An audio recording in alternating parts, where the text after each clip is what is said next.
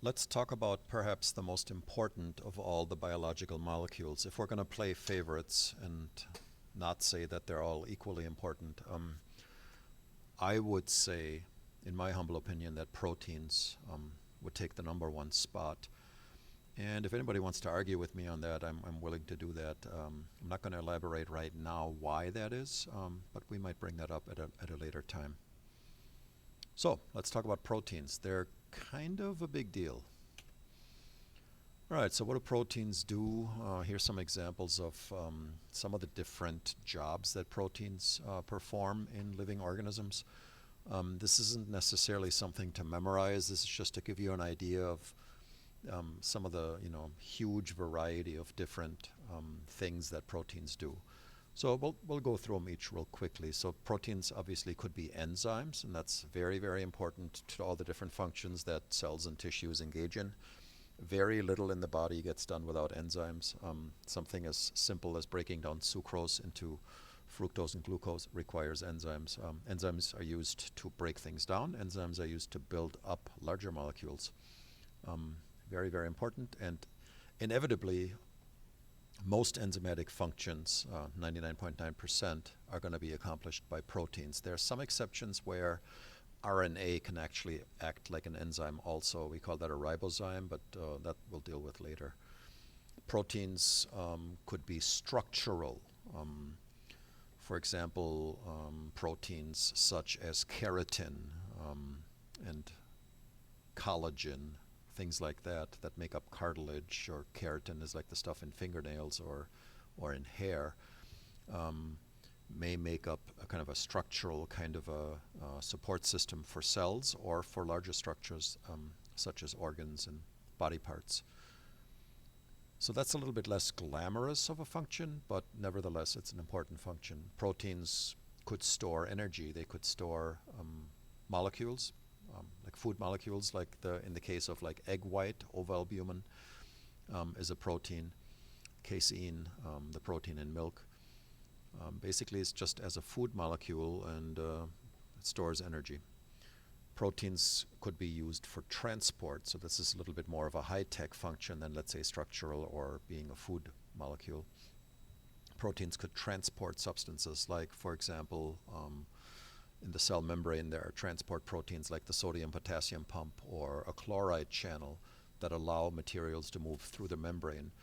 Hemoglobin is a protein that transports oxygen to cells via the bloodstream. There's a variety of other examples. Proteins could act as hormones, where they send messages over a great distance via the bloodstream from one area of the body to the other, from the gland that, let's say, releases the hormone to a cell that's far away from that gland. One example of that would be insulin released by the pancreas to regulate blood sugar. Proteins could act as receptors. For example, there's receptors in nerve cells in the brain that will allow neurotransmitters and different kinds of chemicals, molecules, to bind to them and then send a signal to the cell that comes after the first cell. The place where that happens is called the synapse. So that's a really important kind of a high-tech complicated function that proteins engage in, because the receptors have to be just a very perfect specific shape, and only proteins can take on these shapes, whereas carbohydrates and lipids are too primitive of a molecule to actually have a complex shape like that. Proteins could be responsible for movement, so they call that contractile or motor proteins. Good example of that would be actin and myosin in muscles are made out of protein. They allow us to move. There's a whole bunch of other kind of movement-related or motility-related actions inside of the cell, and also for single-celled creatures that involve proteins. Then finally, proteins could be defensive. So antibodies in our immune system in the bloodstream released by white blood cells can help us combat invasion in our bodies, like bacteria and viruses. All right, so that gives you kind of a rough idea of all the different things that proteins can do, a huge variety of different functions.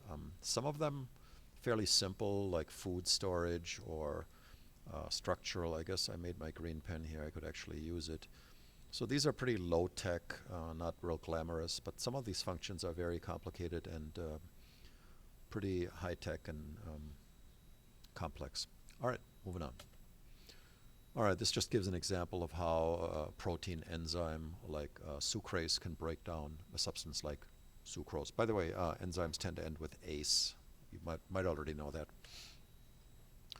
Proteins are made out of individual subunits. We know that proteins are polymers, and they're made out of individual little subunits called amino acids. So if you take a look at the polymer, the protein polymer, a lot of amino acids are strung together, hence polymer.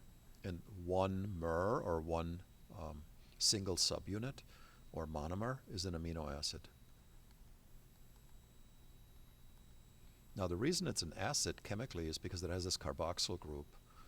The carboxyl group we talked about before has that hydrogen right here on the OH that can be released, and it can leave this negative and the hydrogen would be positive, and by releasing a hydrogen it makes it an acid. So this isn't like, chemically it's classified as an acid, but it isn't a scary acid like sulfuric acid or hydrofluoric acid or something like that that's going to kill you. No, these are actually molecules that are super important, and obviously they're in our food. They make up super important molecules in our body and structures in our body like our muscles, et cetera, et cetera.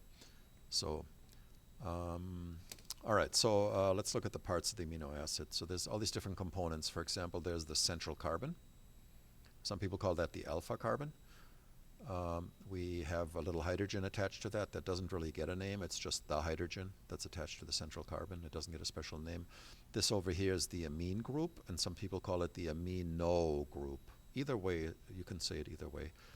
Amino because it has a nitrogen in it, so anything that has a nitrogen is, or I should say it the other way. Anytime you see amino, there's going to be a nitrogen. All right, and then on the other end we have the carboxyl, which is the double bond O attached to the carbon, and then the OH all together. So, all right, the most important part of the protein then is the R group.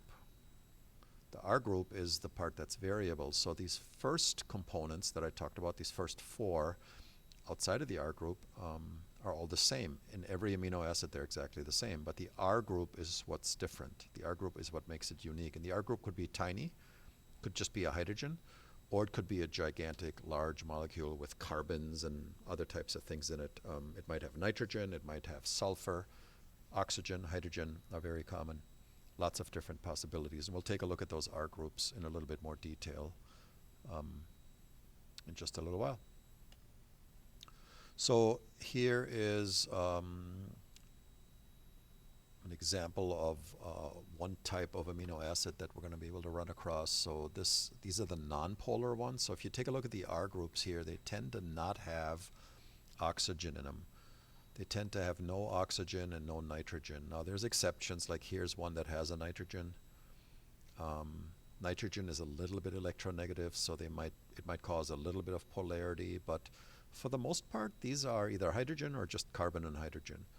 And carbon and hydrogen are not particularly electronegative, don't care about electrons one way or another, so they end up forming nonpolar molecules. And most of these molecules are, or all of these, I guess, are nonpolar, no partial charges, which makes them hydrophobic, makes them not like water.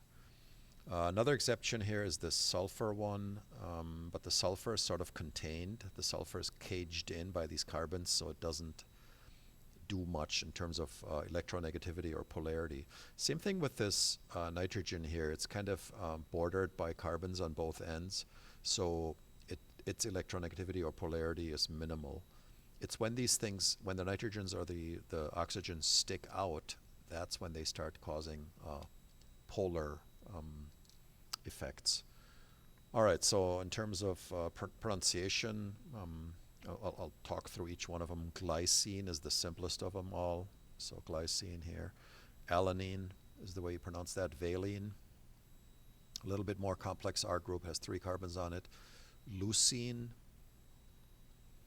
isoleucine, so that's an isomer of the other one, so same chemical formula but different structure, just on where those methyl groups are attached. Methionine is actually a real important one, or met. that ends up being the amino acid that gets filled in where the start codon forms, AUG, on DNA, or on RNA, I should say, on mRNA. We'll discuss that more later, but maybe some of you remember that when you talked about transcription in freshman year bio.